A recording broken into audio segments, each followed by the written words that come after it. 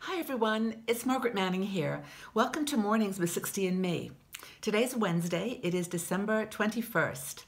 So I hope you had a good sleep last night and you're waking up bright and fresh for a new day. It's the middle of the week.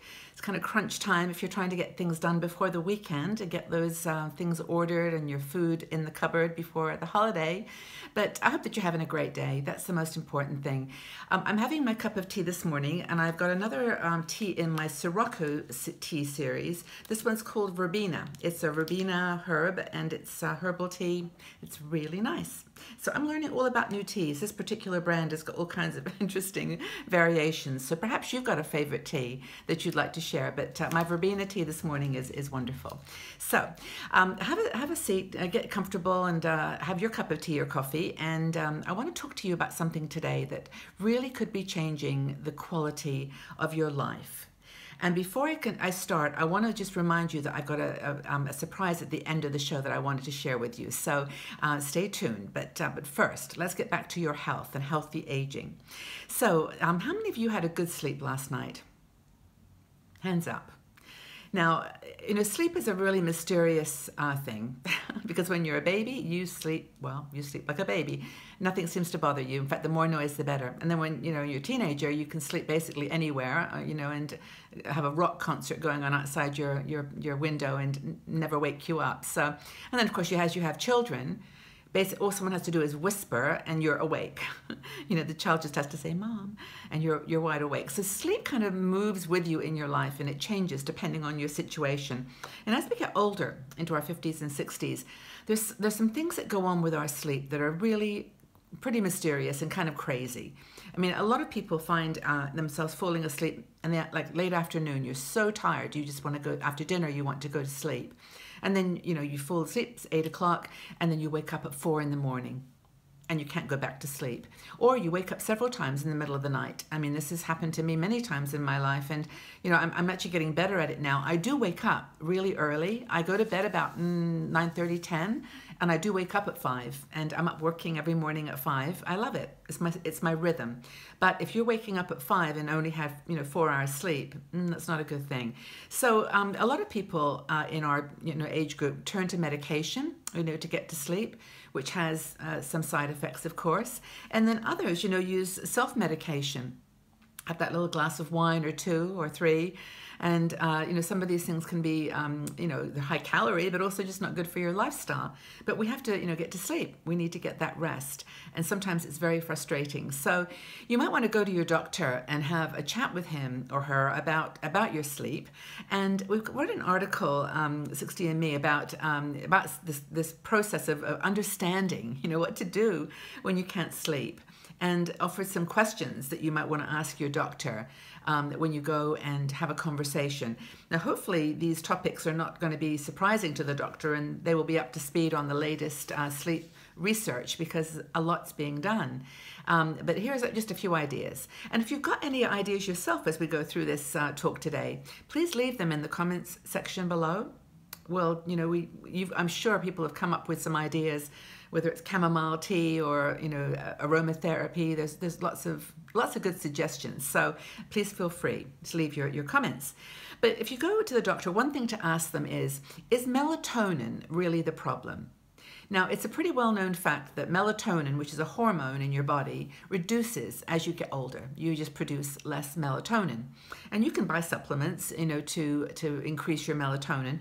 But there's really a debate about this going on as to whether it really is the drop in melatonin that's keeping you awake. Now, when I travel, I sometimes take melatonin in those jet lag days to try to get to sleep. And whether it's psychological or not, it does seem to help me. And a lot of people do use melatonin drops or melatonin in that way. But ask your doctor about it. See what they think. It's a good question.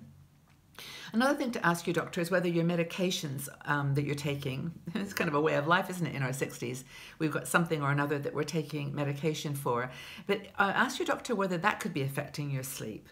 because that could be the case, and maybe there's something that they can do to shift it. These side effects, have sometimes a stimulant. I mean, a medication will sometimes have a stimulus effect. So maybe it's better, if you can, to take it in the morning, or like with breakfast, or in midday, and so you're not taking it right before you go to sleep and waking yourself up. So that's a good question, to ask your doctor.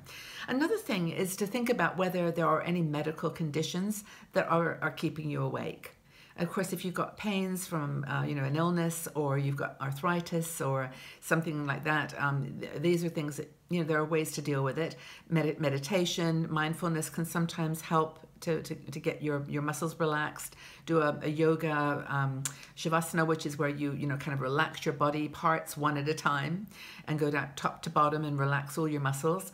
So there's lots of things you can do, and there are some maybe lifestyle changes that your doctor can recommend. Or maybe you just even can guess them yourself, and you know which ones I'm thinking of.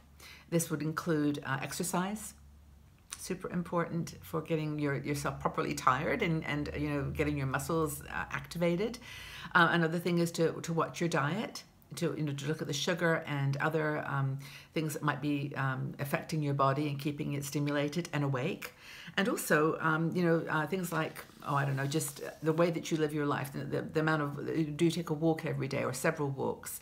Are you overweight? Are there things that could be affecting your sleep? Some people actually think that aging produces a sleeplessness. And in another article, I actually spoke about this on Mornings a few weeks ago, is that there's a man called James Hillman who has a theory that waking up in the middle of the night is actually a good thing. It's a time when your body is sending you a message, or not your brain and your mind, your whole being, there's something on your mind to work through. And so he says that maybe this is part of the aging process, to actually learn how to confront your demons, confront your negative side, and be with them in the middle of the night. It's hard to go back to sleep after letting those little demons come in and talk to you. But as he says, sometimes have a nap during the day. That's kind of the way that we adjust to our mortality, to our lifestyle. So that's another thing. And then, of course, the final thing is to ask your doctor about lifestyle changes, including things like your diet, being overweight. Obesity is a big challenge for your body, and high blood pressure can create problems with sleeping. Certainly puts pressure on your heart and other parts of your body. And also, don't forget your screens. We all watch, I know a lot of people read 60andMe and watch 60andMe on their phones, and we seem to have our phones constantly in our face, and also our iPads, Kindles, those small devices, not to mention our laptops. So, of course, the advice is to just shut everything down a couple of hours, if you can, before you go to sleep. But I know those tendencies. I actually do, deal with them too, of thinking, oh, that, something just pinged, and who wants to talk to me, and there's an email I need to answer, and I just get up almost from bed and go to my computer late at night and do email. So these are things to be careful about, because for sure they will affect your sleep. There's lots of research done on that that shows that the screen impact is important. So try to shut your screens down, shut your phone off, keep it in the living room. Don't bring it in the bedroom and leave it by your bedside. Anyone that does that? I bet there's a few, and including me sometimes. So, we're all guilty of this, but if we have bad sleep issues, then look at everything, look at the whole spectrum, and have a chat with your doctor about any of these topics that we have raised. Hopefully that will help you. That's what's really important. So I hope that you have a good sleep tonight and leading up to the holidays. And if you don't, take a look at some of these thoughts and give your doctor a phone call and pop in to have a chat. Sleep is super important to your well-being and your happiness and health. So have a good sleep. Make that a priority.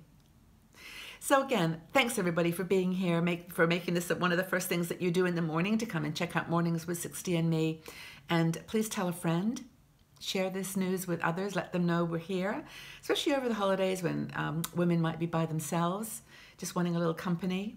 We're here. We're here every day, and it's my pleasure and my joy really to share with you these topics that I think help us to live a healthier and happier life. So, question for you is, do you think that your sleep patterns have shifted as you've gotten older? Have your sleep patterns shifted a bit as you've got older? And what do you do when you have trouble sleeping? Be really interested to hear your comments and join the conversation. So thank you again for being here. Hope that you have a wonderful day, and I'll see you all back here tomorrow on Mornings with 60 and Me. Take care, everybody. Bye-bye for now.